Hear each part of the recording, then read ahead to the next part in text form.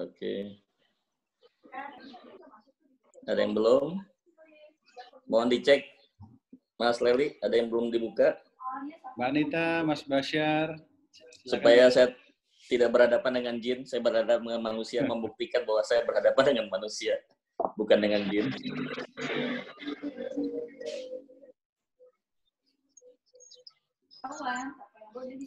Oke, Mas Andri videonya nggak bisa, izin.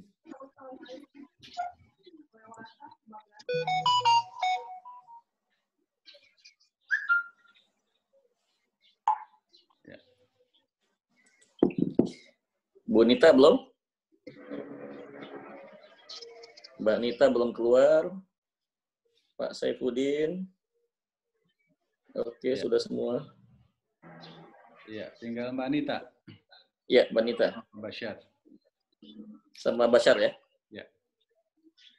Pak Basyar bisa dikeluarin videonya?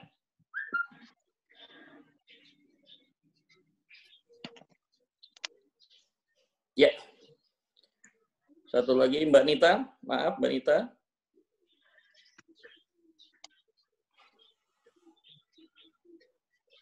Mbak Nita. Oke. Halo Mbak Nita. Videonya bisa dikeluarkan? Mungkin ibu-ibu sambil Oke. Ya. Ya. Sebentar.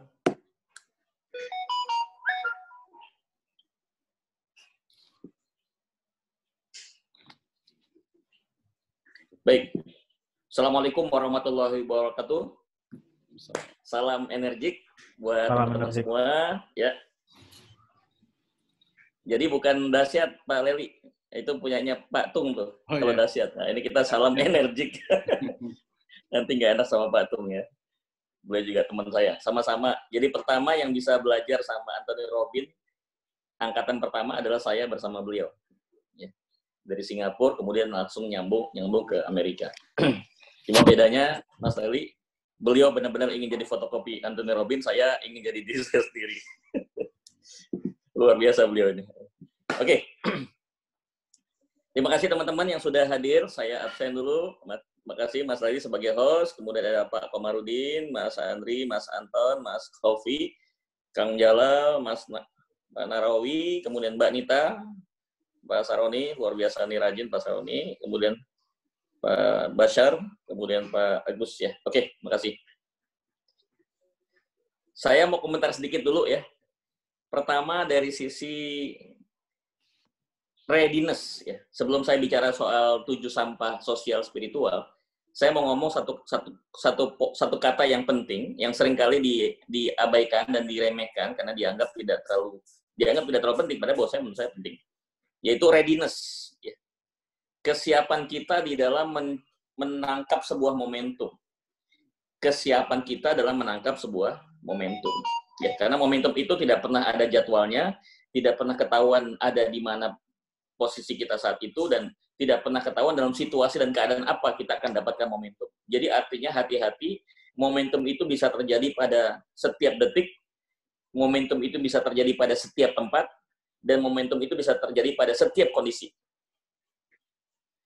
Ya. Jadi disinilah pentingnya kita punya readiness. Nah, readiness itu ada 3. Yang namanya kesiapan itu ada 3. Mas Khofi katanya mau izin videonya tidak bisa ditampilkan. Oke, silakan. Ya mungkin ada pertimbangan. Readiness yang pertama adalah fisik. Readiness yang pertama adalah fisik. Mungkin agak sedikit berbeda. Kenapa background yang di belakang saya ini adalah Masjid Nabawi. Ini bukan iseng. Ini semua setiap yang saya kerjakan tuh pasti ada maksudnya. Ada filosofinya. Saya tipe orang yang tidak mau mengerjakan sesuatu cuma melakukan saja, ikut-ikutan, ya. Karena orang melakukan, saya ikut melakukan, tidak. Saya selalu punya dasar yang jelas terhadap apa yang saya lakukan. Jadi teman-teman, kalau di belakang saya itu ada yang namanya background Masjid Nabawi. Ya. Ini masjid yang merupakan masjid yang mempunyai nilai spiritualitas yang tinggi, bukan buat siapa, tapi buat saya ini punya suatu historis yang sangat kuat. Karena di tempat inilah saya memantapkan diri saya untuk menjadi pelayan umat.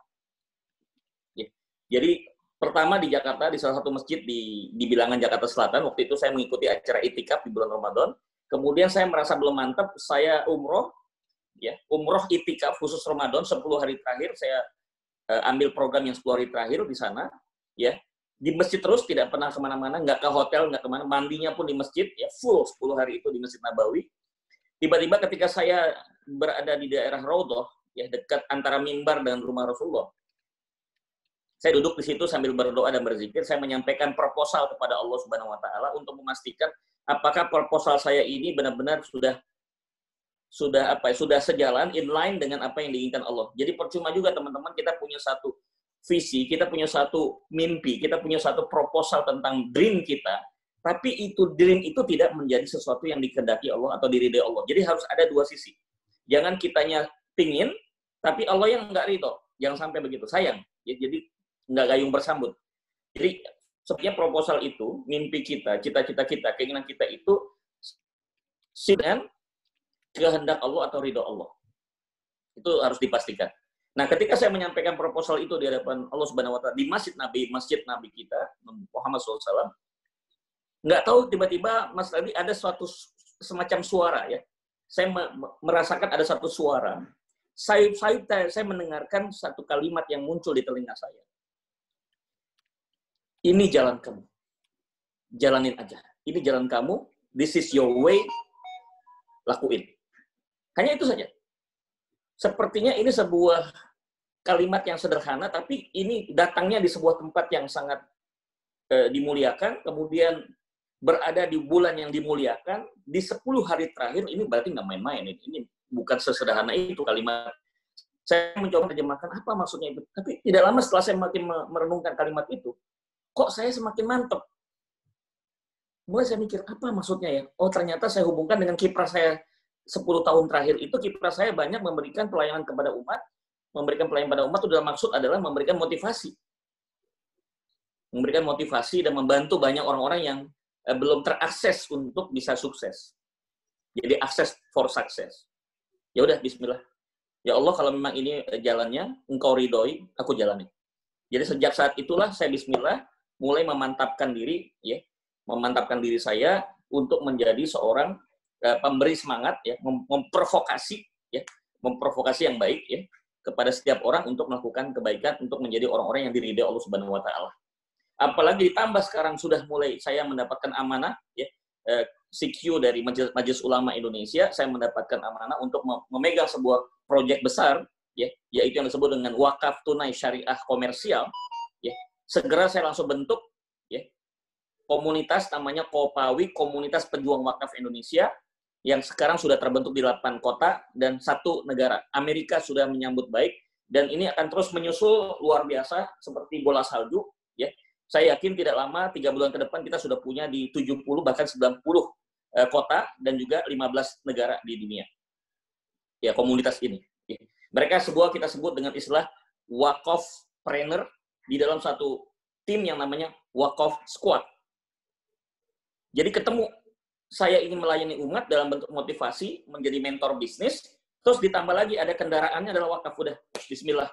Ya, ini emang udah jalannya, saya nggak akan mundur lagi. Ya, saya sharing pada teman-teman. Ya, itulah sebabnya kenapa saya buat background-nya dalam Masjid Nabawi, karena pasti ada pertimbangan kenapa saya mengambil Masjid Nabawi sebagai latar, karena itulah ceritanya. Kemudian yang kedua, kenapa saya pakai baju gamis? Ya. Yang saya mau bicarakan hari ini adalah sosial spiritual. Teman-teman, ya, sosial spiritual. Nggak bisa dipungkiri.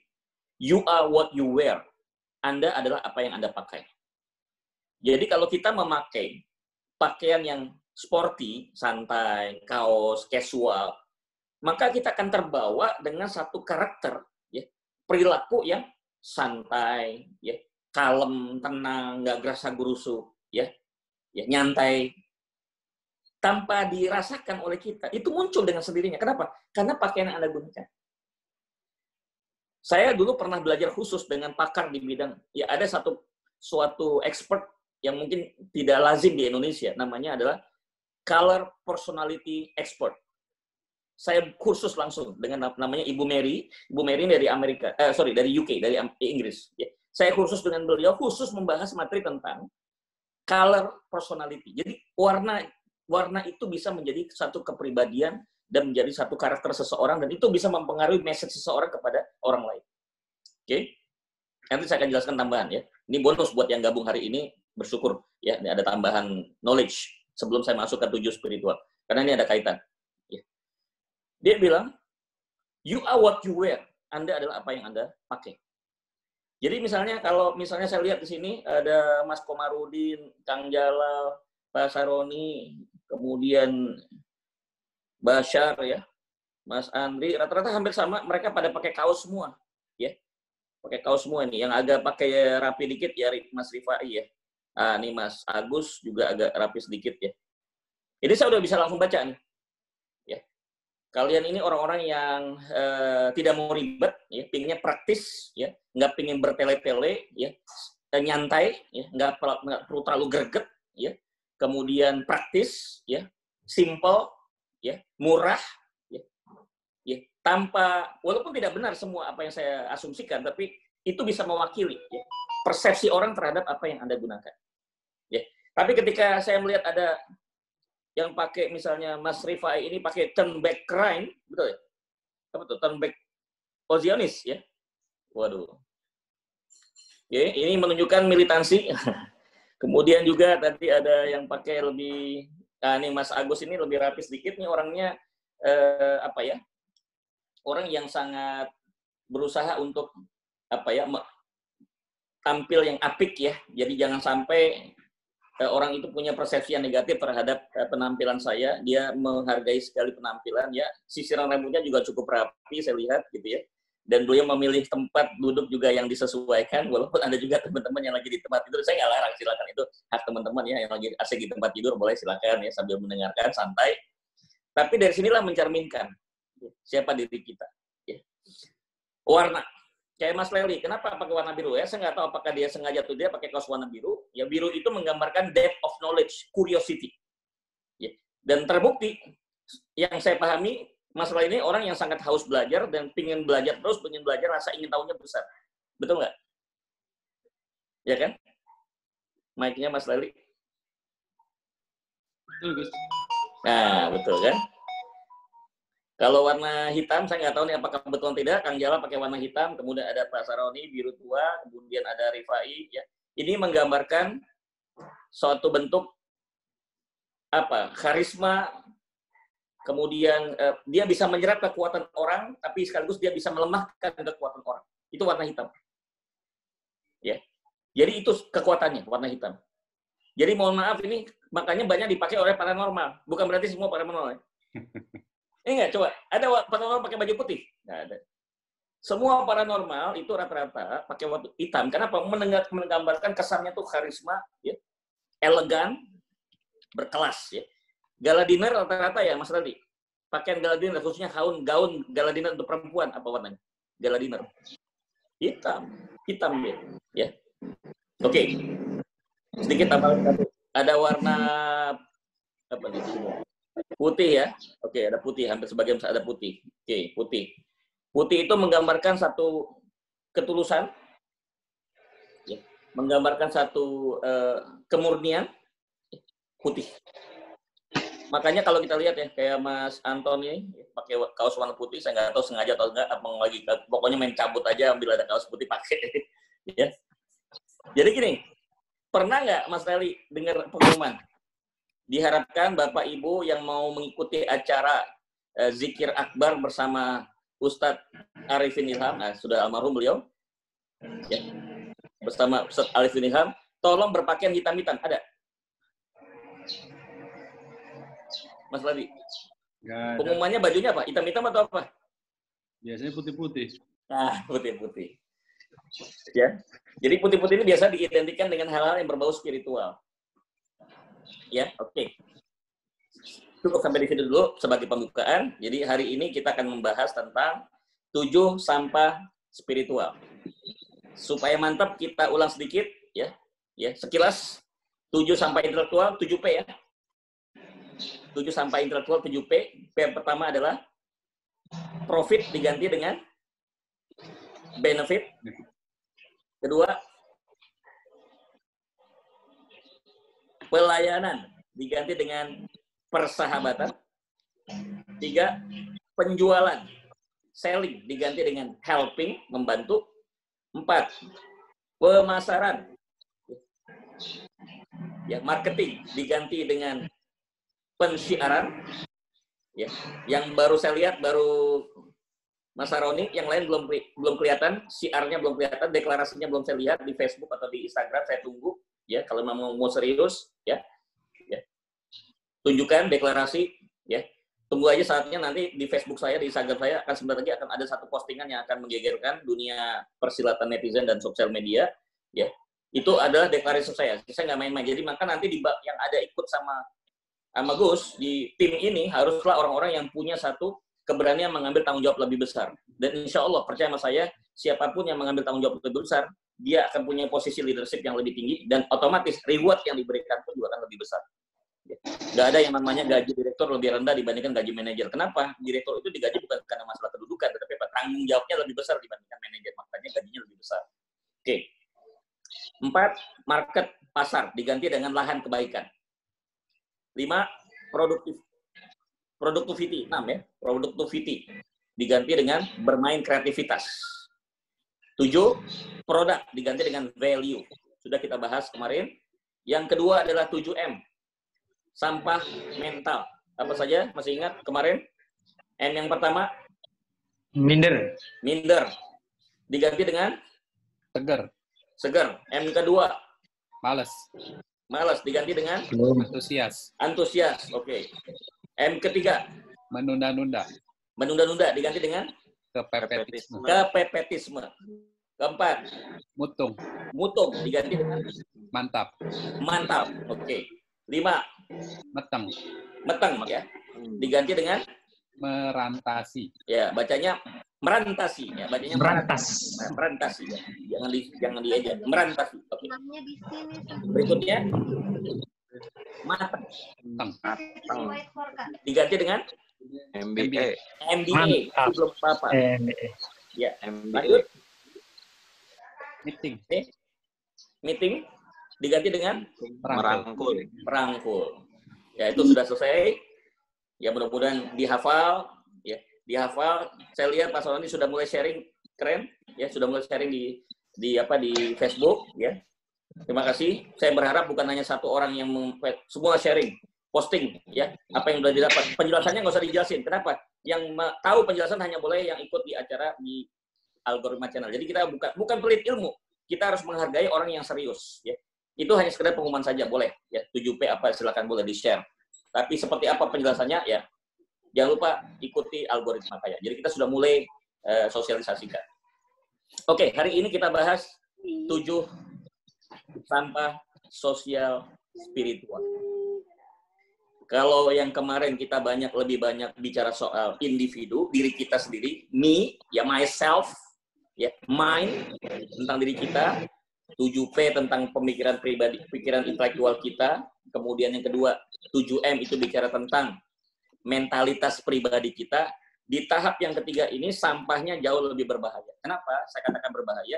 Karena tidak hanya terkait tentang diri kita, tapi terkait dengan hubungan kita dengan orang lain dan hubungan kita kepada Tuhan.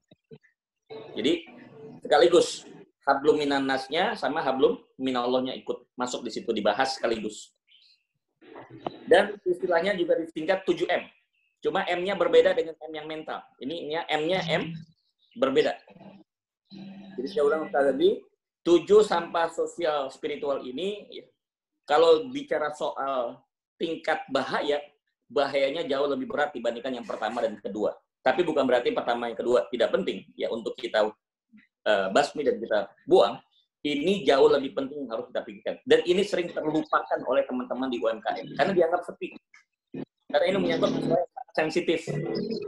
Dianggapnya itu urusan pribadi orang, nggak usah ikut campur. Ya maaf, hari ini saya terpaksa ikut campur. Karena teman-teman saya sudah menjadi bagian daripada keluarga besar Algoritma Kaya. Saya harus bicara apa adanya kepada teman-teman. Ya.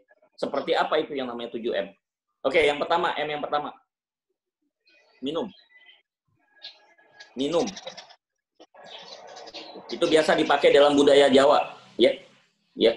Molimo ya, masih ingat masalah Maleri ya, molimo. Ini M yang pertama, minum. Maksudnya adalah jangan sampai teman-teman jangankan minum ya, bersentuhan saja jangan. Ya. Minum minuman keras, homer dengan alasan apapun, ya, itu diharamkan oleh Allah Subhanahu Wa Taala. Gimana caranya supaya kita jauh dari situ? Di samping itu adalah dosa. Yang kedua apa? Bisa merusak reputasi bisnis kita. Oke, mas saya. Orang kalau sudah minum, yang terganggu adalah ini. Ini yang terganggu. Saraf otaknya akan mulai dihancurkan. Dan kalau saraf otaknya dihancurkan, maka tidak ada yang keluar dari otaknya itu, pikirannya itu yang baik. Pikirannya yang buruk, terus dihubungkan dengan bisnis kalian. Sudahlah Anda punya pikiran yang buruk, masuk menjalankan bisnis, maka bisnisnya pasti akan dikelola berantakan. Percaya sama saya. Tapi Gus, kan ada orang-orang barat tuh, dia juga tukang minum, tapi bisnisnya lancar-lancar aja tuh. Dia biasa tuh, nggak ada masalah, nggak separah yang disampaikan Gus. Nah, di sini teman-teman harus paham perbedaannya. Bisnis yang diridhoi Allah dengan bisnis yang tidak diridhoi Allah. Bisnis yang tidak diridhoi Allah tetap dapat profit, tetap dapat rupiah. Semua dapat rupiah. Bill Gates dapat rupiah. Ya. Mark Zuckerberg dapat rupiah. Ya. Kemudian Larry Page dapat rupiah. Steve Jobs ya sudah meninggal. Kemudian Jeff Bezos yang punya bos Amazon juga dapat rupiah. Dia dapat uangnya, dapat duitnya, dapat fulusnya. Tapi satu yang teman-teman lupa. Di dalam bisnis yang tidak diridhoi Allah, dia nggak dapat berkah. Mas Larry, saya mau tanya, kalau suruh milih ya, kita sih pinginnya dua-duanya, tapi kalau suruh milih antara rupiah dan berkah, pilih mana? Berkah, Mas. Berkah. Ya. Idealnya berkah dan rupiah. Tapi kalau disuruh milih, ya terpaksa harus milih salah satu dari dua, saya akan milih berkah. Apa bedanya? Rupiah terbatas, jangka pendek, sementara. Ya. Itu hanya ada di dunia. Sementok-mentoknya teman-teman, saya bukannya meramal ya. Ya, demi Allah. Mungkin di antara semua yang hadir hari ini, nggak ada yang bisa mencapai di atas usia 100 tahun. Ini bukannya saya memastikan ya, saya bukan Tuhan. Kemungkinan besar, teman-teman tidak ada yang mencapai usia di atas 100 tahun. Benar nggak? Jadi saya banyak-banyak apapun duit yang kalian kumpulkan dalam bisnis, mau miliar kek, mau triliun kek, ya, mau 1000 triliun kek, maaf, begitu sudah melewati masa yang namanya melewati masa dunia ini menuju kepada masa kematian, dibawa nggak? Duit itu dibawa nggak?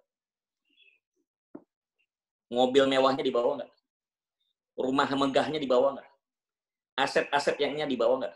Propertinya dibawa nggak? Nggak dibawa semua. Ditinggal semua buat siapa? Buat yang masih hidup. Yang kerjain kita, yang capek-capek kita, yang banting tulang kita, yang peras keringat kita, tapi justru yang menikmati yang masih hidup. Nah, kita yang meninggal di kuburan udah bengong aja. Nggak dapat apa-apa. Nyesek ya? Nyesek. Nyesek kalau kita mikirin rupiah. Karena rupiah itu batasnya, kadaluarsanya, expirednya cuma sebentar. Maksimum 100 tahun. Sesuai dengan usia kita di dunia, jatahnya. Jadi kalau kita cerdas sebagai UMKM, jangan mikirin yang rupiahnya dulu. Pikirkan berkahnya, nanti rupiah ngikut. Sama seperti dibilang, kalau nanam padi, bonusnya rumput. Tapi kalau nanam rumput, belum tentu dapat padi. Jadi kita harus posisikan, rupiah itu rumputnya. Ya, padinya tuh berkah. Jadi fokus teman-teman, cari berkahnya. Nah, supaya berkah itu gimana caranya? Langkah yang paling sederhana, yang paling mudah adalah berusaha melakukan satu pekerjaan dan perbuatan yang diridhai Allah dalam bisnis. Jangan sampai mencampurkan perbuatan yang tidak diridhai Allah dalam menjalankan bisnisnya. Nomor satu adalah minum. Udah, buat teman-teman yang ada di algoritma kaya ini, ya semua teman-teman yang sudah bergabung di sini, udah, nggak ada cerita. Ya. Tapi kalau teman-teman ada yang melakukan, itu silakan. Itu tanggung jawab Anda dengan yang di atas. Saya nggak ikut campur, tapi saya udah menyampaikan. Kalau Anda mau bisnisnya barokah, supaya tidak dicabut barokahnya dari bisnis Anda, please, jangan minum minuman keras, jangan khamar, jangan jadi satu kebanggaan, jangan jadi lifestyle. Gus, gimana Gus kalau kita diundang para investor, ngumpul para pengusaha, tiba-tiba di situ ada disediakan minuman keras. Ini kalau mau terpaksa sekali ya, kalau terpaksa sekali, Tahu namanya water sparkling nggak? Sparkling water. Sparkling water. Sparkling water. Ya. Itu ada aqua, model kayak minuman air mineral water, tapi yang bentuknya kayak dibuat kayak whisky, ngerti nggak? Dia sparkling. Dia bukan minuman keras, dia air putih, tapi dibikin bersoda. Itu yang saya lakukan. Waktu saya ikut konferensi internasional di Zurich, di Swiss, itu mereka ngadakan gala dinner, dan saya waktu itu dinobatkan sebagai juara dunia, megang medali emas, ya, mengalahkan 35 negara dari seluruh dunia. Waktu itu umur saya masih 27 tahun. Dia satu ada yang namanya tos, ya. Mereka nunjukin tos, ya. Saya ambil dulu yang air begitu. Saya tosnya juga. Mereka minum minuman keras, saya minum air putih. Jadi budayanya kita hargai, tapi kita nggak ikut campur dalam urusan minuman keras mereka. Mereka mau mabuk silakan dosa mereka, tapi saya nggak mau. Oke, jadi itu yang pertama, teman-teman, supaya nggak dicabut berkahnya Allah dari bisnis kita, please. Tapi saya lihat dari muka-mukanya nih, insya Allah jauh lah ya. Kalau kita lagi stres, ya jangan ke situ larinya lah. Insya Allah aman. Ya. Itu yang pertama. Ya. Terus gimana yang harus kita lakukan supaya kita punya keberkahan, supaya daya tahan bisnis kita juga lebih kuat. Jangan lupa bisnis itu tergantung daripada si pelakunya. Kalau pelakunya sakit-sakitan, ya, pelakunya memble, ya bagaimana bisnisnya juga akan berkembang. Maka ditambahin IN, minum, min. Nah, jadi minumin, nah, itu digeser istilahnya. Bukan minum, tapi minumin. Nah, itu ada singkatannya tuh. Minumin itu adalah gabungan antara dua kata. Minum dan plus alkalin. Minum plus alkalin. Itu maksudnya, ya. Udah? Sebentar, ada ini masuk. Sebentar, WA. Saya komentari dulu sebentar. Oke. Minum alkalin. Tahu alkalin? Apa bedanya alkalin dengan minuman biasa? Ada yang tahu? Silakan teman-teman, coba dibuka speakernya.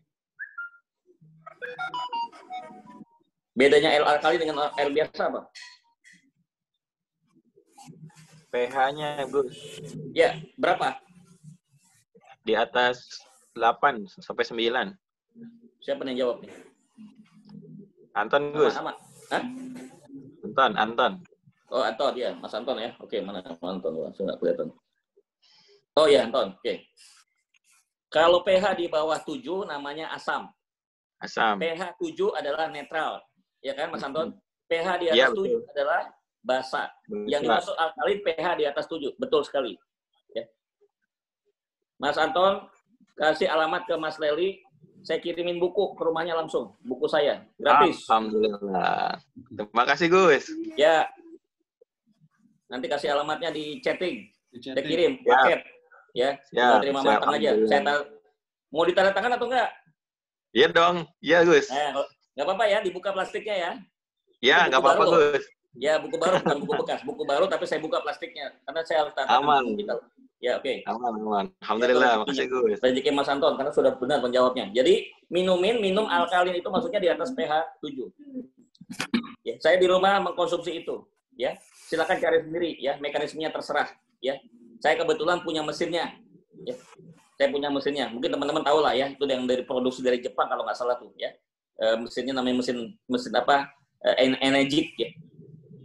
Itu bisa memproduksi, bukan hanya untuk diri kita, juga bisa buat orang lain. Karena kalau kita lihat aqua itu cuma 7, bahkan ada yang di bawah 7. Ya. Hati-hati makan bersoda, minuman yang bersoda, macam mohon maaf saya harus sebutin merek, mulai sekarang hindari namanya segala macam yang bernama Coca-Cola, Fanta, Pepsi, segala macam itu asam semua, merusak tubuh kita, merusak organ tubuh kita. Jadi kita tuh lemes. Ya. Jadi walaupun saya ini udah usia 51, anak 5, cucu mau 3, teman-teman bisa lihat lah, saya punya energi. Silakan tanya Mas Leli, ini udah Zoom yang ketiga nih. Ntar lagi masih ada 3 lagi saya. Ya. Dari Zoom ke Zoom, meeting ke meeting. Nggak ada capeknya saya. Justru kadang-kadang supir saya kewalahan. Ya. Jadi saya harus punya 2. Karena kalau udah 1 tewas, otomatis saya harus ada lagi standby 1 supir. Jadi per 3 hari ganti tuh shift. Ya, supir saya. Kenapa itu tadi? Badannya gede daripada saya. Badannya sterek. Ya. Kemana? Bus mabus. Ini badan lemes kayaknya. Saya kurang sehat. Ya, saya bilang, Anda nih badan gede doang, saya bilang. Ya, nggak ada vitalitas, saya bilang. Jadi itu ya, biasain teman-teman UMKM minum yang basa, alkali di atas pH itu. Terserah apa, saya nggak buat satu harus ketentuan ini. Silakan teman-teman tahu mana yang terbaik ya. Itu yang pertama. Bukan minum, tapi minum alkalin supaya kita punya kekuatan. Nih sambil saya jawab sedikit ya. Ada teman-teman mendesak untuk di. Oke, yang kedua adalah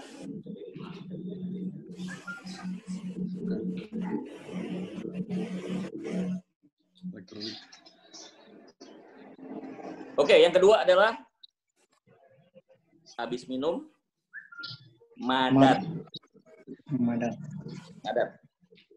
Narkoba.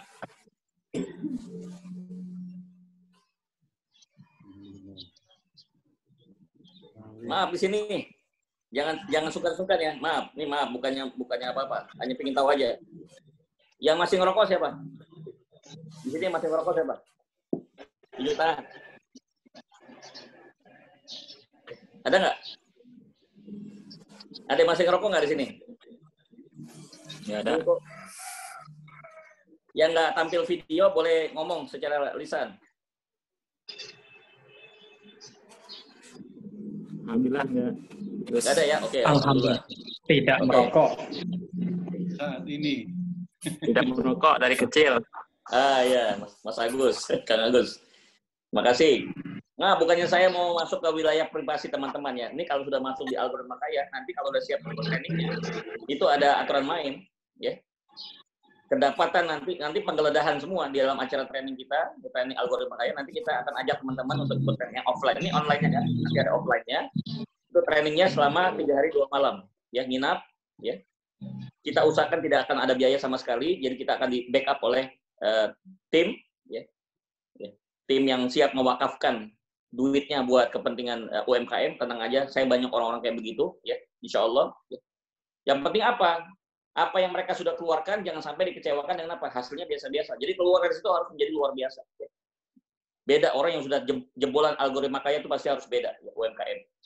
Jadi yang kedua tadi adalah rokok. Ya. Nanti kita ajarin bagaimana stop quitting, ya, quit smoking. Ada tekniknya, bagaimana cara kita memberhentikan merokok. Kenapa saya bicara rokok? Karena dari rokok inilah jembatan menuju narkoba. Ya. Jadi dari hasil analisa, ya, salah satunya yang cukup terkenal di dunia YouTube adalah Dr. Aisyah Dahlan, tahu ya? Dr. Aisyah Dahlan ini seorang ibu yang banyak menekuni kasus ini. Ya. Dia mengatakan bahwa hampir banyak kasus orang-orang terkena narkoba itu diawali dengan rokok. Ya. Jadi tinggalin dulu. Ya. Kalau rokok sudah mulai merasa nikmat, apalagi rokok yang dia punya nikotinnya tinggi, ya macam, maaf saya sebutin, Jisamsu, wah itu gede itu. Dia punya, makanya banyak orang karena lebih mahal dibandingkan rokok yang biasa, ya. Lebih mahal biasanya. Nah itu sudah mulai ada unsur-unsur ke arah sana. Ya. Ganja, morfin, putau, heroin, sabu-sabu, pil BK, pil Magadon, pil Rohypnol. Waduh, Gus, apa benar? Karena saya udah pernah pengalaman. Jadi alhamdulillah saya SD udah dipuasin semua. Dari SD kelas 6 sampai kelas 1 SMP. SD saya udah begini. SD saya udah ngerokok. Ya. SD kelas 6 sudah mulai masuk ke dunia itu. Kemudian SMP kelas 1 masih. Ya bahkan lebih parah. Kelas 2 saya udah mulai berubah total. Kelas 2 SMP. Jadi ya, nggak usah tanya soal itu. Saya udah puas. Ya, saya udah ngerasain semua. Jadi jangan sampai diulang. Kenapa? Jangan sampai ngikutin apa yang sudah pernah saya lakukan. Karena itu tidak akan manfaatnya, nggak ada manfaatnya sama sekali. Ya itu merusak juga. Oke, itu madat ya. Jadi hindari narkoba. Ya. Tapi di Betawi, maaf nih kalau ada orang Betawi jangan kaget. Dari hasil statistik orang Betawi rata-rata narkoba. Ya. Narikin kontrakan babe. Jangan marah dulu. Narkoba, narikin kontrakan babe. Jadi kalau ketemu orang Betawi, salah satu pertanyaannya adalah, hei, berapa pintu rumah? Kontrakan berapa pintu kontrakan? Katanya. Ya, jadi narkoba, narikin kontrakan baru. Karena tanahnya besar-besar, dia bikin kontrakan, nah setelah didapat duit pasif income dari hasil sewa orang dalam rumah kontrakannya tadi. Oke, itu yang kedua. Yang ketiga, ya, sampah sosial spiritual yang ketiga, main. Main, apa tuh main? Judi. Main judi. Kalau orang sudah minum, sudah narkoba, clubbing, sudah pasti ujungnya nanti adalah main judi. Ya. Oh tadi sorry ya, belum ada pergeserannya. Kalau madat itu diimbangi dengan oksigen. Madat diganti dengan oksigen. Ya, oksigen. Apa itu oksigen? Ongkosi generasi muda. Ongkosi generasi masa depan. Itu singkatan ya, oksigen. Ongkosi generasi masa depan. Karena begitu Anda mengeluarkan untuk rokok, untuk narkotik, yang tidak sedikit biayanya, Anda sudah membuat satu kemubaziran uang. Anda sudah membuat kemubaziran aset. Kemubaziran potensi. Apa kita nggak mikir kalau uang itu udah habis untuk narkoba, terus bagaimana nih masa depan bisa dibiayai? Lebih baik kita gunakan untuk membiayai generasi masa depan. Ya. Jangan untuk narkoba. Narkoba tadi ya, madat diganti dengan oksigen. Minum diganti minumin. Ketiga, main. Ya. Diganti dengan unjuk prestasi atau unjuk gigi.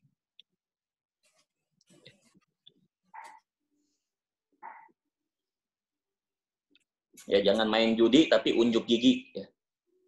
Hindari main judi, unjuk gigi. Mungkin teman-teman tidak terlalu akrab dengan suasana ini, tapi asal tahu aja teman-teman, kalau sudah orang masuk di dalam dunia perjudian, itu apapun dia akan lego, apapun dia akan gadaikan. Ini ada kasus terjadi justru ya di depan mata saya sendiri. Ya. Cerita istrinya dilego. Istrinya dilego. Sebagai jaminan untuk apa? Dapat duit. Jadi kalau dia kalah udah istrinya diambil orang lain. Gila nggak ya? Gila itu.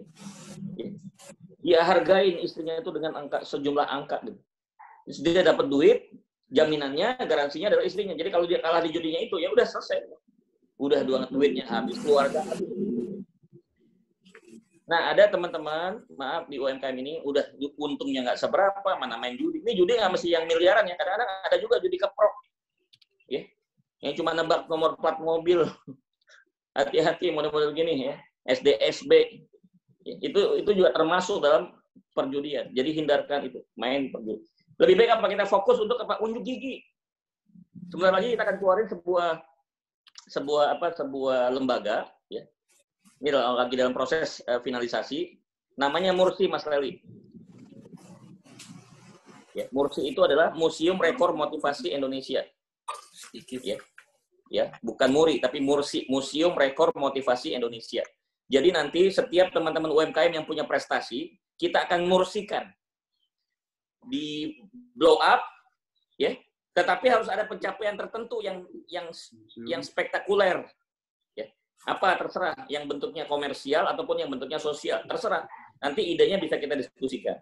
Ya. Bisa individu atau kita keroyokan bareng-bareng bikin rekor muri juga bisa, rekor Mursi bisa. Itu terkait dengan unjuk gigi supaya nanti orang juga bisa melihat bahwa ada sesuatu yang bisa dikerjakan oleh UMKM. Jangan dianggap sepele, jangan dianggap remeh. Mursi, Museum Rekor Motivasi Indonesia. Ya, saya udah punya ininya, punya draftnya, dan saya juga didukung oleh salah satu orang yang pernah ada di Muri. Ya, dia siap support untuk mengeksekusi program ini. Kita adakan setiap tahun pengumumannya, nanti di listing setiap tahun, khusus hanya untuk yang berhubungan dengan masalah motivasi dan bisnis, nggak ada yang lain. Kita nggak mau cari yang lain, misalnya apa? Makan es krim, 10.000 orang bareng, itu mah nggak masuk di Mursi yang begitu. Ya. Nggak penting. Kita ambil yang mempunyai dampak yang signifikan terhadap perubahan perilaku masyarakat dan perubahan persepsi masyarakat. Apa saja, nanti kita buat kreativitasnya. Oke? Udah ya? Yang ketiga tadi adalah main ya. Diganti dengan, main judi diganti dengan unjuk gigi. Jadi saya minta teman-teman dari sekarang sudah memikirkan prestasi apa, prestasi unggulan apa, istilahnya kalau di dalam bahasa ibadah, amal unggulan apa yang akan dipersembahkan oleh teman-teman UMKM kepada lingkungan, kepada masyarakat, bahkan kepada nasional. Silakan, saya tidak membatasi. Kalau bisa main nasional, kenapa nggak nasional? Kalau bisa, ya kalau baru bisa lokal nggak apa-apa. Syukur-syukur bisa nasional. Apa terserah. Harus ada satu karya. Amal unggulan apa yang Anda akan persembahkan untuk bangsa, untuk umat, untuk masyarakat, bahkan untuk lingkungan kelurahan sekalipun, berbuat sesuatu. Coba pikirin. Ya. Nanti saya tagih ya, lewat diskusi yang ada di Telegram. Seperti apa? Tolong pikirkan. Saya dulu pernah bikin tahun 2006. Rekor, bukan rekor Indonesia, rekor dunia. Pak Jaya Suprana bilang sudah ngecek ke Guinness Book Record, belum ada. Jadi saya adalah orang satu-satunya pertama di dunia yang bisa bikin ceramah motivasi 24 jam non-stop tanpa istirahat.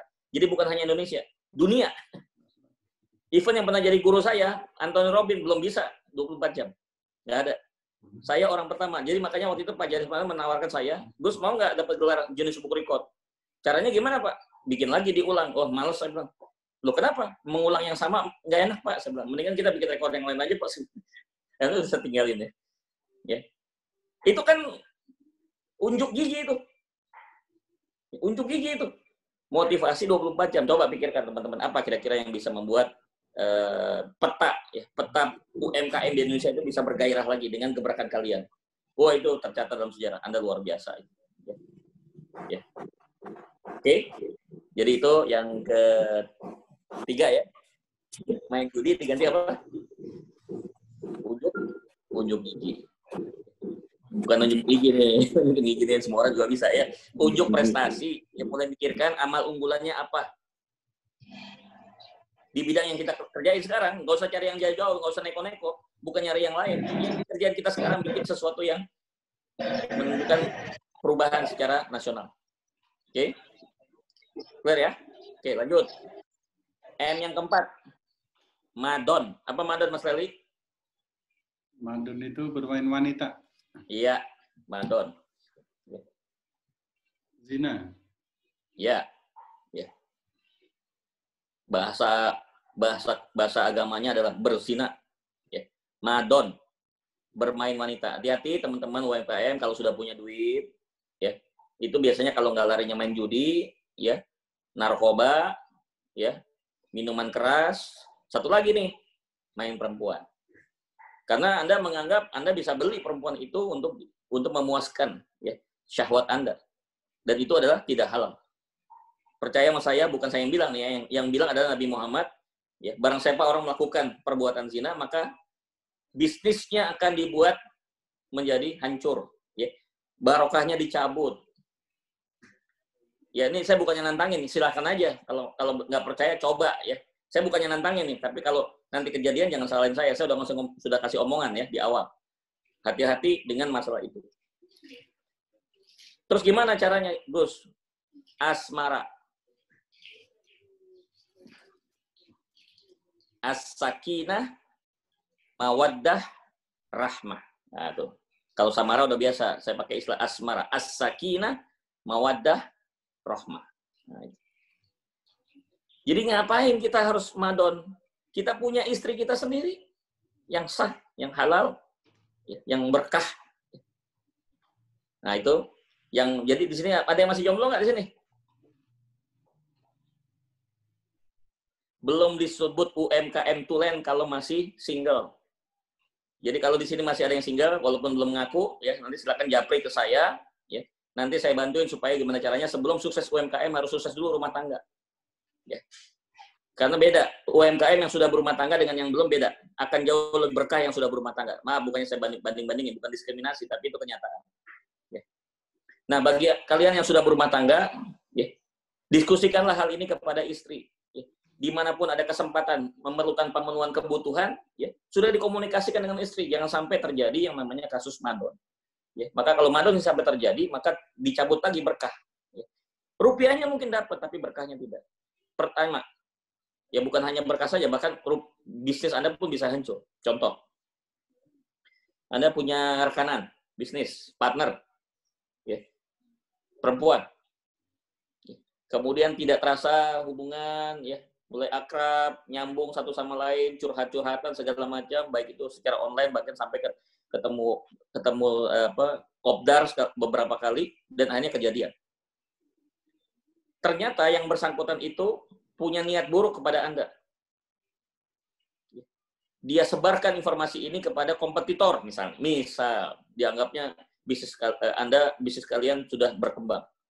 Sudah selesai. Begitu disebarluaskan, ya. Apalagi sekarang sosial media di mana-mana luar biasa, sebentar saja udah nyebar jadi viral, Apa yang terjadi? Rumah tangga Anda hancur, bisnis Anda hancur, anak-anak sudah mulai tidak respect pada Anda mau ngapain lagi? Hanya satu kenikmatan yang cuma beberapa detik saja itu dirasakan oleh kita, hilang selamanya. Jadi teman-teman yang sudah punya, nanti kita akan bikin yang namanya algoritma kaya for couple. Algoritma kaya for couple. Jadi nanti yang udah ikut algoritma kaya versi ini akan saya undang lagi untuk bersama pasangannya. Maaf untuk yang masih bujangan nggak kita undang. Maaf. Jadi tantangan gue buat teman-teman yang masih bujangan untuk segera menikah. Jadi bawa istri. Apa yang kita kasih di situ? Algoritma kaya versi couple. Supaya bagaimana? Supaya istri juga harus tahu bagaimana memuaskan suami dan juga si suami tahu bagaimana cara membahagiakan istri. Dua-duanya. Jadi dua sisi. Saling mendukung, saling support.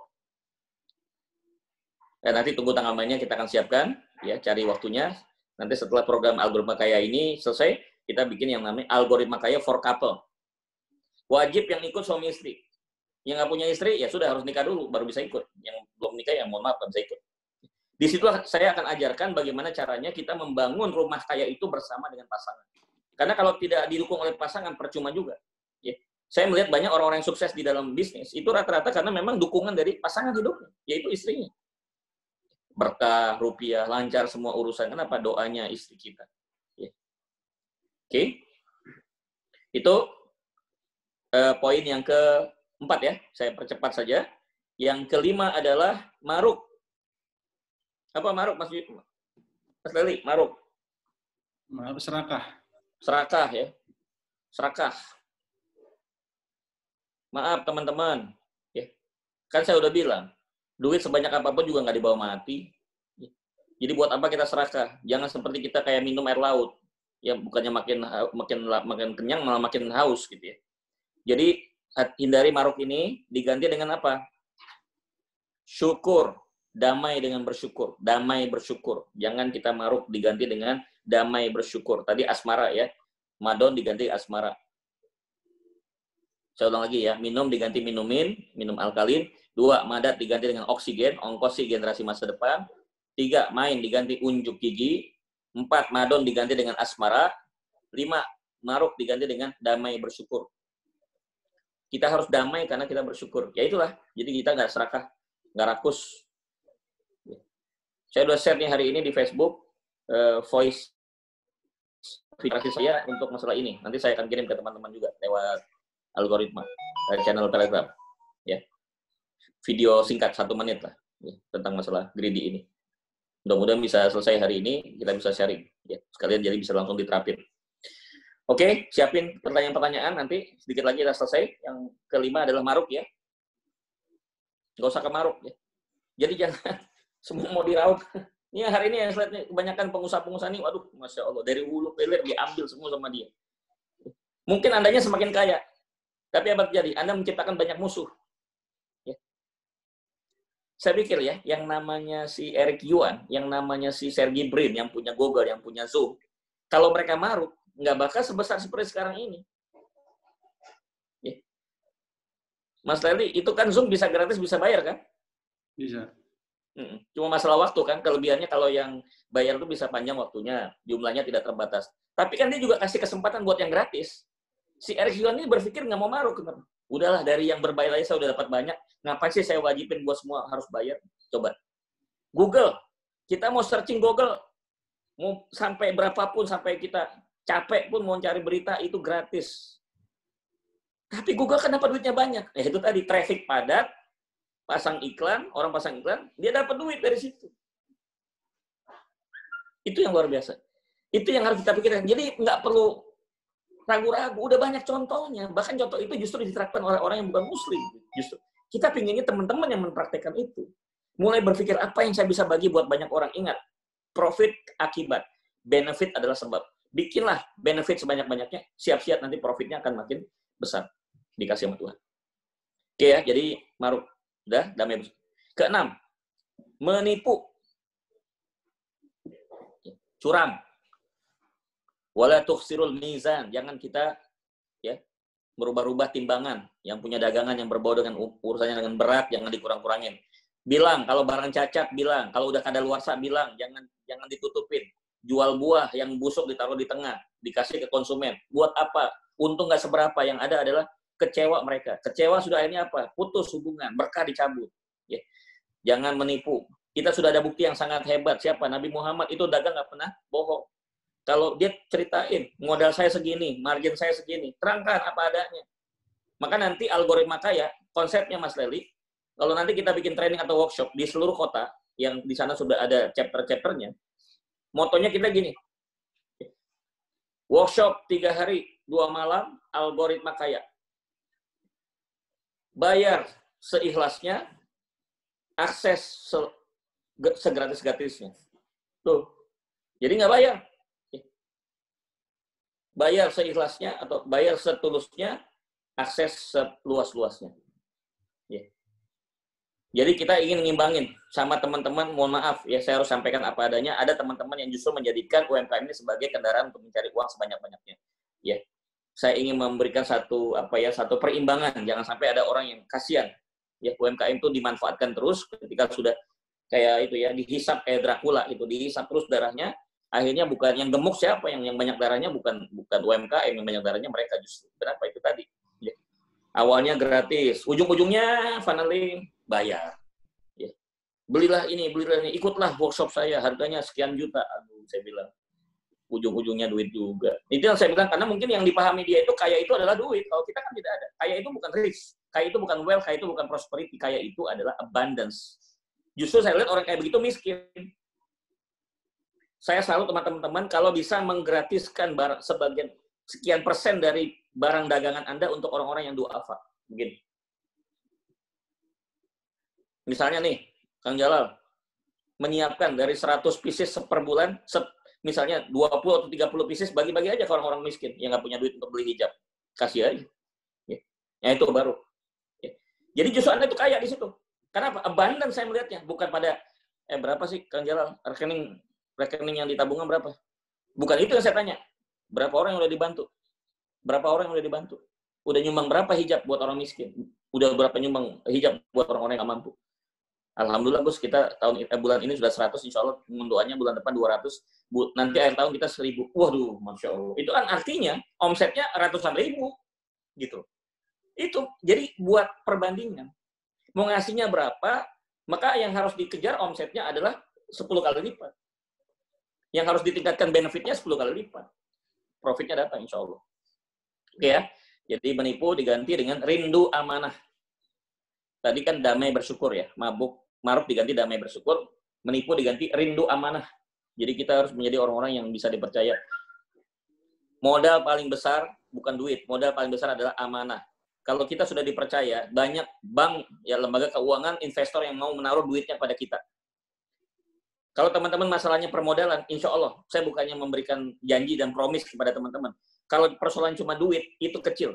Ya. Mau berapapun kita bisa bantu akses. Tapi pertanyaannya adalah, Anda cukup kredibel tidak? Anda amanah nggak? Ada buktinya nggak? Amanah itu nggak hanya sekedar ucapan, saya amanah Gus. Ada buktinya atau apa? Pembukuan. Transparan nggak? Ya, laporan keuangannya ada nggak di situ? Sudah diaudit belum? Ya.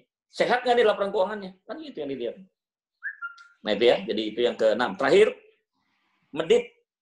Apa medit, Mas Lali? Pelit. Jadi yang berikutnya medit, ya pelit, bakhil, diganti dengan kecanduan sedekah. Kecanduan sedekah. Addicted sedekah. Sedekah addicted. Medit. Ya. Jangan pelit-pelit. Ya. Kita nggak pernah tahu, kadang-kadang Allah itu mengutus seseorang itu menjadi apa ya, malaikat pembawa rezeki buat kita. Jadi jangan pernah menolak. Misalnya tiba-tiba datang nih ke Mas Anton. Dagangannya apa Mas Anton? Bisnisnya apa? Nah, boleh dibuka? Ini saya bukakan dulu. Mas Anton Wibowo. Ada. Ngelola sekolah, Gus. Oh, sekolah, oke. Kalau tiba-tiba datang ke Mas Anton ada orang tua murid, calon orang tua, belum jadi orang tua murid ya, calon orang tua murid ya, dia seorang janda, suaminya sudah meninggal karena sakit ya, anaknya ada 5 misalnya ya, sedangkan dia baru saja di PHK dari sekali anak sekolah di tempat Anda, Pak Anton, bolehkah dibantu anak saya untuk dapatkan full beasiswa? Kenapa, Bu? Saya ini janda, suami saya meninggal karena sakit, anak saya masih kecil-kecil, dan saya baru saja di PHK. Ini bukti-buktinya semua lengkap. Udah, Bu, nggak usah banyak-banyak, udah masuk anaknya. Udah, itu. Sesimpel itu. Nggak usah. Bu, tolong rekening, Bu. Nggak usah itu. Kalau kita mau bantu, udah jangan. Mendingan kalau nggak resep, ya udah, tolak aja, Mas Anton. Kalau mau terima, sekalian terima. Jangan dipersulit, gitu. Tapi kalau memang udah nggak yakin, Bu, maaf, Bu, ya. Mungkin belum bisa tahun ini, tahun depan ya, Bu, ya. Udah, itu clear. Nggak usah tanya segala macam. Sama aja kayak kita di lampu merah. Ada pengemis datang. Pak Anton. Mungkin dia nggak tahu namanya kan. Ke Pak Anton. Pak, udah 3 hari, Pak, nggak makan, Pak. Buka kaca. Anda pura-pura pengemis atau resmi? Anda benar-benar pengemis atau Anda pura-pura atau acting? Jangan-jangan ini pincangnya ini dibuat-buat nih ya. Mas Anton, udah nggak ngasih duit, terus pakai nyela lagi. Udah, mendingan kalau nggak ngasih, udah. Maaf, sambil senyum, maaf ya Mbak. Pak, maaf nggak bisa bantu. Silahkan yang lain. Clear. Simple. Tapi kalau udah niat ngasih, nggak usah pakai diperiksa. Langsung aja keluarin 100.000 kayak atau berapa. Tapi Gus, nanti kalau dia pura-pura ternyata, oh tuh kan bener kan dia ternyata puncaknya pura-pura. Ya biarin aja tuh urusan dosa dia dengan Allah. Nggak ada urusan kita. Pahalanya Mas Anton nggak dikurangi gara-gara dia bohong. Nah, tetap dihitung pahala. Yang salah dia, udah kita nggak ada urusan. Saya mah nggak pakai periksa-periksa lagi, Pak. Karena niat baik, udah kasih aja. Kalaupun kita, Gus, nanti bukannya ditipu, Gus, ya biarin aja. Itu urusan dia sama Tuhan. Itu nanti diganti lagi kok. Pahala saya tetap dapat kok. Itu simple. Sesimpel itu, jangan kita terlalu rumit. Jangan birokrasi untuk urusan sedekah gitu. Udah, enteng aja. Udah jelas ke orang itu memang harus dibantu, udah kasih. Jangan dipersulit lagi dengan syarat inilah, syarat itu. Coba minta Bu, surat keterangan nggak mampu dari RT RW. Nah, lo pusing dia. Ya. Ada BPJS nggak? Segala NPWP. Udah. Pak Anton kalau nggak mau bantu, udah nggak apa-apa deh. Ribet banget kayak mau masuk pekerjaan baru aja. Kayak rumit. Udah gitu. Ya. Simple, dimudahkan. Nah, supaya medit ini bisa bersifat ya permanen, bisa dibasmi, ya, medit ini bisa dibasmi secara permanen. Saya punya satu rahasia buat kalian. Ya. Yang pastinya Pak Saroni pasti tahu lah. Apa, Kang Saroni? Meditnya supaya bisa dibasmi tuntas seumur hidup sampai kita meninggal. Ya. Apa tuh? Sedekah, wakaf. Wakaf. Nggak ada lain. Wakaf. Iya, sedekah wakaf. Nggak ada lain. Sodako jariah dalam hadis itu jelas. Menurut para ahli hadis mengatakan itu adalah wakaf. Nggak ada lain. Nggak bisa ditafsirkan kecuali wakaf. Hanya wakaf yang bisa menyelamatkan kita. Saat kita meninggal, itu menjadi pahala yang tidak pernah putus. Sampai seumur hidup, insya Allah langsung sekaligus menumpas penyakit bakhil dan medit tadi. Tolong amalin ya, satu doa. Diamalkan, nanti saya share di algoritma. Khususnya buat Anda yang sudah ikut ini, semuanya yang sudah tercatat. Ya. Allahumma inni a'udzubika minal hammi wal hazan wa a'udzubika minal ajzi wal kasal wa a'udzubika minal jubni wal bukhal wa a'udzubika min ghalabati dain wa qahri rijal. Nanti saya kirim doanya. Ini doa harus diamalkan setiap pagi dan petang ya. Wa a'udzubika min adzab wa Allahumma a'udzubika minal hammi wal hazan wa a'udzubika minal ajzi wal kasal wa a'udzubika minal jubni wal bukhal. Nah, ada bukhal, ada kata bukhal, bakhil. Wa a'udzubika min ghalabati dain wa qahri rijal. Bebas hutang dan dari penagih hutang. Jadi teman-teman UMKM tidak boleh ada yang namanya niat berhutang. Nggak ada mekanisme hutang. Yang ada adalah musyarakah dan mudharabah. Bagi hasil atau investasi. Jangan pernah membiasakan UMKM berhutang dengan bank. Dengan menjaminkan suatu aset. Udah. Itu bukan alumni algoritma kaya yang begitu caranya. Jangan bangga kalau kita bisa ngutang di bank sebanyak-banyaknya. Banyak pengusaha kaya itu bukan karena kaya. Tapi apa? Pinjaman uang di banknya itu triliunan. Dan jaminannya adalah seluruh aset dia. Saya nggak usah sebut. Ada seorang konglomerat di Indonesia. Nggak usah sebut orangnya. Ya, dia mengagunkan seluruh bisnis dia demi mendapatkan sekian puluh triliun untuk bisa mengakuisisi suatu perusahaan yang sudah masuk dalam 500 Fortune Club. Nggak usah saya sebutkan lah. Ada sebuah supermarket paling top di Indonesia yang sudah diambil alih saham mayoritasnya oleh dia, tapi dia jaminannya adalah dia mempertaruhkan seluruh bisnis dia itu di Lego. Bank dia, televisi dia, semua di Lego untuk mendapatkan uang itu. Maaf, jangan bangga dengan yang begitu. Mohon maaf. Saya kenal secara pribadi dengan beliau, bahkan beberapa kali saya diundang di kantor beliau untuk memberikan motivasi, tapi saya menyampaikan ini kepada beliau. Anda belum kaya. Yang disebut kaya itu adalah ketika orang itu tidak punya hutang. Kalau masih punya hutang, berarti Anda belum kaya. Anda akan dikatakan kaya ketika Anda bisa berbagi, Anda bisa sedekah, Anda bisa menggratiskan banyak orang, itu kaya. Seperti tadi saya contohkan ke Kang Jalal. Bisa bagi banyak orang hijab, itu Anda kaya. Gila, ini orang bisnis nggak besar-besar amat, tapi kenapa dia bagi-bagi hijab? Yang toko gede aja nggak berani bagi-bagi, ya berarti Anda lebih kaya dibanding orang yang toko gede. Itu aja. Kenapa? Kita yakin, kenapa? Kita sedang berniaga dengan Allah. Kita berbisnis dengan Allah. Maka Allah nanti ganti semua. Nggak usah sama manusia. Ya. Oke? Manajemen tetap kita pelajari, tetapi jangan lupa algoritma kaya juga bekerja. Oke, saya kembalikan ke Mas Tali, karena 10.30 saya sudah harus pamit lagi untuk acara Zoom berikutnya. Ya. Baik, terima kasih Gus. Alhamdulillah dapat pencerahan untuk spiritual cleansing-nya ya. Baik teman-teman, kalau ada yang mau ditanyakan, ini masih ada waktu 6 menit ya kita sebelum kita akhiri. Silakan. Kalau ada yang mau bertanya langsung saja di-on-kan mic-nya. Silakan. Ya, Mas Roni. Mas Roni. Ya, silakan Mas Roni. Mau tanya tentang pejuang wakaf tadi, Gus. Oke. Pak Leli ngasih pengantar waktu kita ngobrol-ngobrol di awal. Ya. Itu gimana konsep pejuang wakafnya, Gus? Ya, baik, terima kasih. Saya sudah komit. Ya. Kang Saroni, saya sudah komit. Nanti tunggu tanggal mainnya, saya akan deklarasi. Ya. Yang jelas di tahun ini, entah saya lagi nunggu momentum tanggal yang pas. Saya akan deklarasikan tahun 2020 tahunnya wakaf. Nggak ada kompromi. Tidak ada satupun orang Muslim di Indonesia yang nggak kenal wakaf. Maka akan terjadi proses edukasi dan sosialisasi besar-besaran di seluruh Indonesia. Saya akan kunjungi 99 kota, Pak. Dan algoritma kaya akan saya bawa juga sekaligus. Jadi sambil ngedidik UMKM, saya juga tumpangin dengan wakaf. Dikawinkan, dikolaborasikan. Ya. Insya Allah, teman-teman, kalau algoritma kaya ini sudah langsung berwakaf semua, aduh, ngeri, Pak. Ya. Ya. Bisnisnya akan kenceng, ya. Satu itu, ya. Saya akan canangkan sebagai tahun wakaf Indonesia. Nanti baru berikutnya tahun wakaf Asia, baru berikutnya adalah dunia. Kalau di planet Mars ada manusia, saya buka juga lagi tahun wakaf di planet Mars. Nggak takut saya, ya. Satu itu, ya. Sehingga tentu saja Mas Aroni tidak cukup hanya dengan 1-2 orang. Seorang Gus Reza nggak cukup, perlu banyak orang. Ya. Sehingga saya akan menggandeng teman-teman yang sudah bikin seperti itu. Ya. Kalau yang bikin ini hampir sama, ya, dan siap untuk menginduk kepada kita, kita terbuka. Begitu pun sebaliknya. Kalau ada yang sudah jalan dan lebih besar, kita menginduk kepada mereka.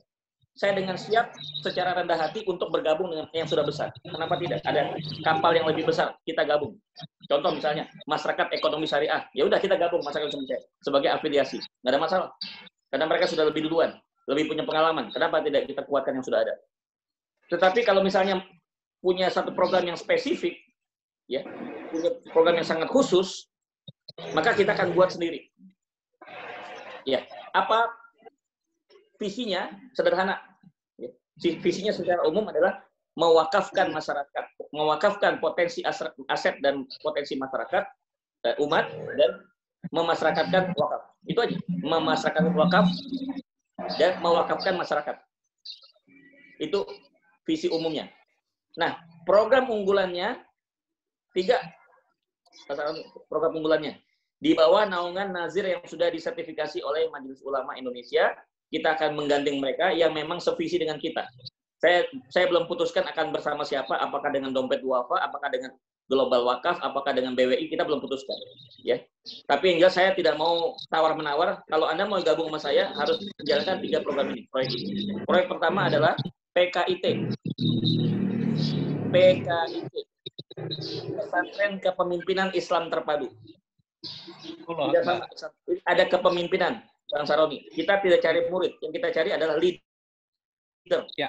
Dan ini adalah for yatim dan duafa, tidak berbayar. Ngerti nggak? Kapan mulainya, Gus? Ya, tahun ini mulai? kita canangkan. Infrastruktur jalan semua. Tapi sambil jalan, programnya juga sudah diinisiasi oleh lembaga Nazir yang kita akan ajak sebagai partner. Nggak usah tunggu lama-lama, makin cepat makin bagus. Ya. Saya tampilkan tahun ini. Tanahnya sudah siap, 15 hektar. Di daerah Purwakarta. Saya udah jadi pembinanya di sana, Dewan Pembina di yayasannya. Yayasannya sudah ada. Tinggal nanti kalau misalnya diizinkan, saya akan tembus supaya yayasan ini dapat sertifikasi sebagai nazir. Jadi kita nggak kasih ke yang lain-lain. Nggak usah ke 2P2F, nggak usah ke Global Wakaf, kita kelola sendiri. PKIT, Pesantren Kepemimpinan Islam Terpadu, namanya adalah SNI, Semesta Nubuwah Insani. Nama yayasannya. Nama pesantrennya pun ini. Global Leadership School. Global Islamic Leadership School. GISC. Kurikulum sudah siap, Kang Fanoni. Kurikulum sudah siap, ya. Kemudian tempat sudah siap, 80%, tinggal menyelesaikan akhir untuk asrama saja. Ya. Masjidnya udah ada, kebun sudah ada. Jadi santri tidak bayar, tapi dia bisa menghasilkan uang. Kenapa? Ada kebun buah naga, pepaya California, sama jeruk Jepang. Sama ini ikan ya, ikan lele dan beberapa yang lain. Jadi mereka cari duit dari situ. Oke. Satu, proyek kedua. TV wakaf. TV wakaf. Ini saya belum cerita, Mas Lagi aja belum tahu tuh. Mas Lagi penyatet. Karena Mas belum cerita. Nah, ini karena Pak Soren nanya saya buka. Ya ini sebenarnya masih belum saya publikasikan. Nggak apa-apa. Karena tanya yang mudah-mudahan didoakan ya. Yang kedua adalah TV wakaf. Umat Islam harus punya TV sendiri. Sampai hari ini nggak ada. Semua kan streaming kan. Jadi nanti connect TV yang digital sama TV yang analog jadi satu. Jadi harus dua, nggak bisa satu. Kalau hanya cuma digital aja nggak bisa. Karena masyarakat kita, khususnya yang menengah bawah, yang grassroots, dia lebih akrab dengan TV kan. Mungkin dia nggak punya handphone, mungkin dia nggak tahu namanya pulsa, dia nggak tahu namanya internet, mungkin nggak ada wifi di rumahnya. Tapi TV pasti punya dia. Nah, program TV-nya juga harus ada.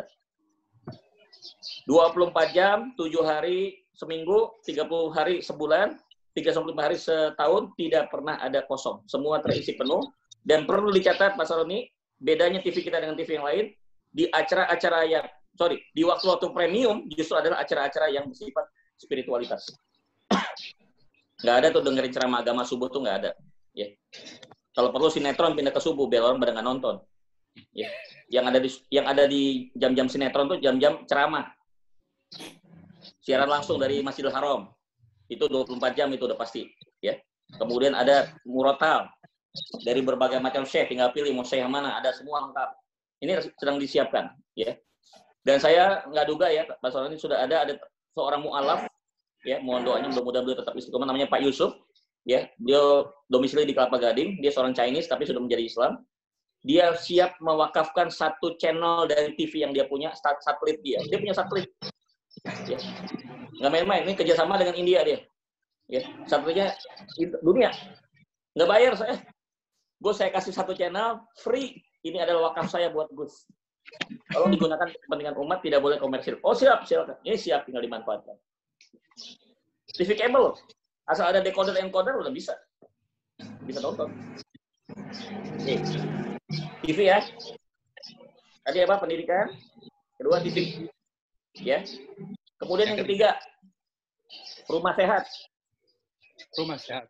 Bukan rumah sakit, rumah sehat. Spesifik. Tidak untuk orang yang artinya khusus untuk duafa. Dan ada kita siapin yang namanya tempat VIP untuk 3 orang. 1 marbot, 2 ustadz, 3 hafiz. Selama dia punya kriteria itu, dia bisa mengakses rumah sakit dengan kelas mewah gratis. Jadi nggak usah takut marbot sakit, nggak usah takut ustadz sakit. Kenapa? Sudah ada rumah sehat. Ya. Ini 3 ini yang kita akan. Nanti beda ya, rumah sehat yang kita punya dengan semua rumah sakit yang ada di Indonesia. Beda nanti Kang Faroni. Ya. Bentuknya sangat holistik. Ya, jadi 3 SLP-nya ada, NLP-nya ada, MLP ada, saintifiknya ada, emosionalnya ada. Ini nanti dokter juga hipnoterapi semua, dokter-dokter ada hipnoterapinya juga, dan ada juga sentuhan spiritualnya. Oke? Cukup jelas? Pak Saloni? Insya Allah, Gus. Ya? Mohon maaf, Gus. Di sini di kolom chat saya ngetik alamat website yang saya dan teman-teman buat. Oke. Oke. Mohon dipelajari, nanti kayaknya kita harus ketemu. Bersinergi. Bisa sinergi. Insya Allah. Karena kita sudah siap dari sisi infrastruktur pendidikannya. Siap, Insya Allah. Nah, jadi silakan nanti kita bisa welcome. Mas Leli ini adalah ketua chapter untuk komunitas pejuang wakaf di Semarang. Nih Mas Leli. Ya. Jawa Tengah kita udah 2 nih. Solo, Jogja, Semarang udah punya 3. Aceh udah buka. Balikpapan. Denpasar dikit lagi. Ya, oke. Jakarta apa lagi? Udah. Udah ada ya? Udah Jakarta. Sama Siap, luar negeri.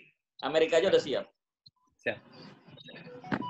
Makasih, Gus. Ya. Nah, kaitannya apa dengan UMKM? Nah, begini teman-teman. Ini kan ada 3 lapis. Lapis kelas atas, kelas tengah, kelas bawah. Kelas bawah adalah konsumen. Kelas tengah adalah pelaksana.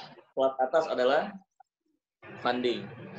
Jadi kita nyentuh kelas atas supaya ngeluarin wakaf tunainya. Untuk siapa wakaf tunainya? Untuk orang kelas bawah. Siapa yang ngerjain? UMKM. Jadi siap-siap teman-teman UMKM kebanjiran proyek. Siap-siap kebanjiran proyek. Karena proyeknya nanti akan habis-habis. Ini sekedar contoh saja. Per seminggu yang lalu saya udah mendapatkan lampu biru. Ya. Belum MOU. Boleh dimatiin dulu mic-nya. Mas Leli, di-mute. Sudah? Ya. Mohon doanya kemarin, ya ini itulah saya bilang. Berkah Allah Subhanahu wa taala, begitu kita komit, ya. Asosiasi Persaudaraan Haji, ketuanya dan pembinanya mau ketemu dengan Gus karena mendengar Gus mengembangkan ini. Tahu dananya berapa Pak Saroni? 125 triliun. 125 triliun dia siap. Ini wakaf tunai, statusnya wakaf tunai yang bisa digunakan kita untuk berbagai macam proyek. Bayangin. Terus kemarin 3 hari yang lalu ada dari kita punya partner dari Pekanbaru, ya. Beliau adalah bidangnya properti. Saya kasih gagasan ide ini, dia langsung nangkep, yaitu membangun apartemen syariah. Ini namanya wakaf investasi berarti. Kita cari orang yang bisa membangunnya, tapi nanti setelah dibangun ada yang namanya wakaf investasi. Sehingga akhirnya bisa berbiaya murah. Orang-orang menengah bawah bisa tinggal di apartemen tapi dengan harga yang sangat terjangkau. Kenapa? Karena ada satu di situ sisi wakaf tunainya. Ya. Ini baru sebagian kecil. Nanti akan dibuka Allah tuh banyak sekali proyeknya. Maka siap-siap teman-teman ya. Yang masih bersama Gus di Al-Ghurba Kaya tentu adalah orang-orang yang akan mendapat kesempatan terbesar untuk bisa menjalankan proyek ini. Udah pasti. Saya nggak akan selain orang lain. Orang yang sudah melewati pendidikan inilah yang saya akan berikan. Karena saya lebih berani jamin dibandingkan yang tidak pernah mengikuti program kita. Jadi jangan dianggap remeh, teman-teman. Ya program ini nggak main-main. Saya tuh kalau udah punya dream, itu harus kejadian, Pak. Nggak ada yang nggak bisa, Pak. Alhamdulillah selama ini kejadian semua. Ya. Tinggal siapa yang mau saya ajak dan siapa yang mau ikut, ya terserah. Saya tidak bisa maksa. Ya. Yang mau, ayo ikut gerbong kita. Ayo kita sama-sama jadi besar. Ya. Oke? Ya. Baik, luar biasa sekali, Gus. Alhamdulillah. Untuk spiritual ini ada tambahan-tambahan yang mungkin tidak kita sangka-sangka. Dan insya Allah kita nanti akan jumpa lagi di sesi yang selanjutnya. Kalau tadi, ini baru cleansing ya, Gus? Berarti tinggal install. Cleansing. Jadi gini nanti, cleansing. Kita balik lagi ke forum online-nya. Nanti saya akan membahas installing. Ya, installing itu kurang lebih ada 5, 4, 3, sekitar 10 lagi. Ya. Membahas rumah kaya. Membahas rumah kaya itu installing. Itu ada sekitar 10 materi lewat video yang akan dikirim lewat YouTube. Kemudian setelah itu baru terakhir adalah activating. Itu ada sekitar 7. Jadi masih ada 17 seri lagi. Setelah 10 selesai installing, kita kayak gini lagi, zooming lagi. Untuk membahas lebih mendalam tentang 10 itu. Siap. Alhamdulillah. Baik, karena waktunya sudah 10.37 dan itu saya akan segera ke sesi yang lain. Ya, kita akan akhiri sesi ini, tapi sebelum kita foto bersama dulu. Kita tutup baca hamdalah dan kafaratul majlis. Alhamdulillahirabbil alamin. Subhanallah wa bihamdika, asyhadu an la ilaha illa anta, astaghfiruka wa atubu ilaik. Alhamdulillah. Oke, teman-teman. Sudah difoto? Foto dulu ya. Ya.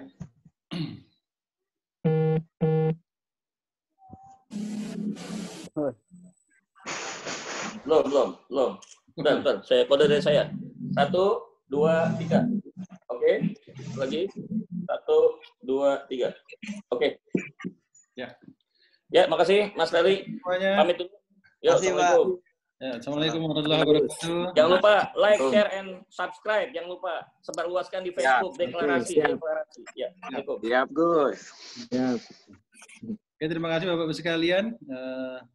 Boleh live chat dan mudah-mudahan bisa ketemu lagi sehat walafiat, penuh berkah dunia akhirat. Amin. Ya. Terima kasih Pak Abu Yalelik. Sama-sama semuanya. Assalamualaikum warahmatullahi Ya, wabarakatuh. sama-sama. Alhamdulillah, suaranya udah ada nih, Pak Lelik. Udah sukses ya Mas Agus nih. Berjuang. Iya, saya tadi pengaturan. Iya. Ya, Waalaikumsalam. Ya, waalaikumsalam. Assalamualaikum Pak. Jazakallah khairan.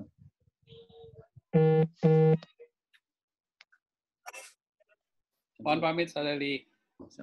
Boleh Pak. Ya, assalamualaikum. Lagi. Waalaikumsalam warahmatullahi wabarakatuh.